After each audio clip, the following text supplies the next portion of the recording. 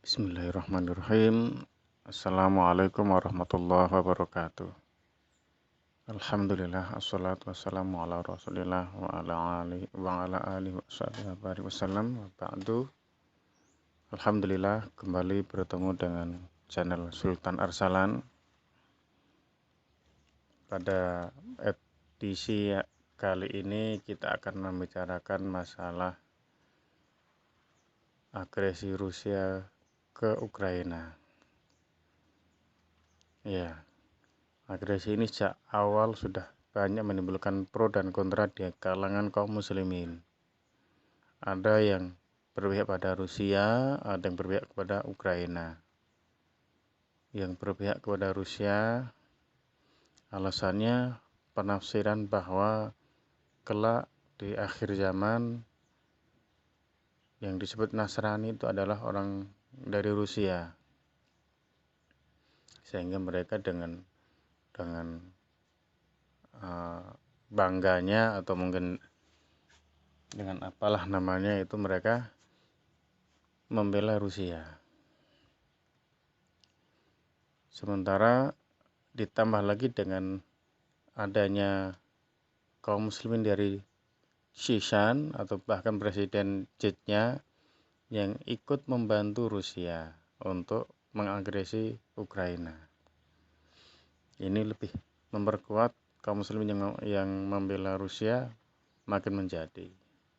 Sementara di sisi yang lain juga ada kaum muslimin yang membela Ukraina. Alasannya karena Ukraina telah diagresi.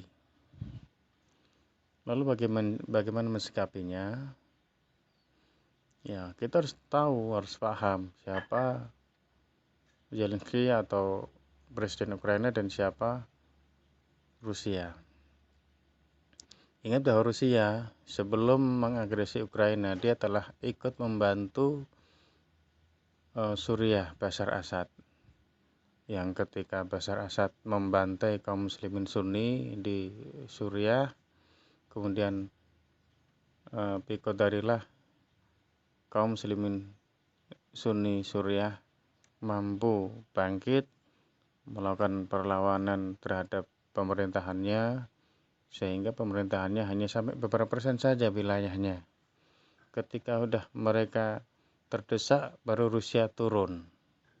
Kurang lebih antara akhir 2014 sampai awal 2015. Dan sejak itu Rusia membombardir habis-habisan kem-kem atau pertahanan-pertahanan kaum muslimin. Akhirnya kaum muslimin kocar-kacir.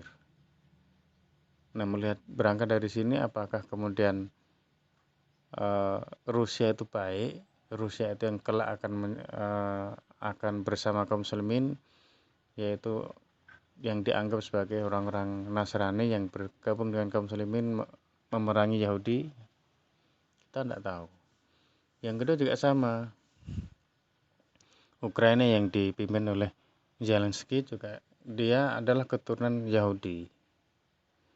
Begitu. Maka perlu kita pahami bersama bahwa keduanya adalah sama-sama negeri kafir yang pemimpin juga kafir.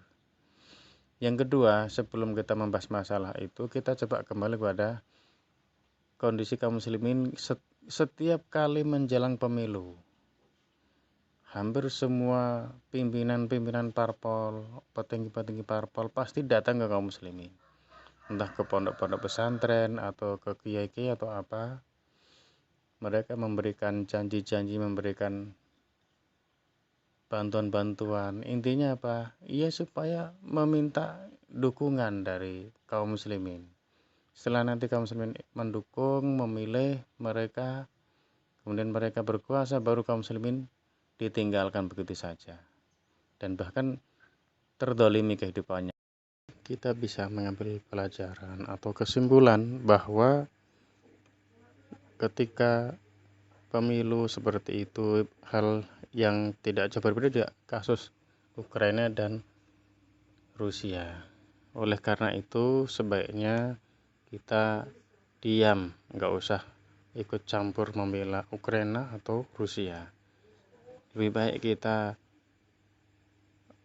beribadah yang benar, kita terus mengkaji firman-firman Allah dan sabda-sabda Nabi Muhammad SAW agar kita nanti paham betul mana yang perlu kita bantu, siapakah Nasrani yang kelak akan bersama kaum muslimin memerangi Yahudi dan seterusnya, sehingga kita tahu betul, barulah kemudian nanti kita akan mengambil aksi yang prinsipnya bahwa hari ini kita nggak perlu lagi ikut sibuk memikirkan mereka, kita sibuk ibadah untuk masa depan kita, masa depan akhirat kita. Semoga bermanfaat. Subhanaka Allahumma wa bihamdika asyhadu an la ilaha illa anta astaghfiruka wa atubu ilaik. Assalamualaikum warahmatullahi wabarakatuh.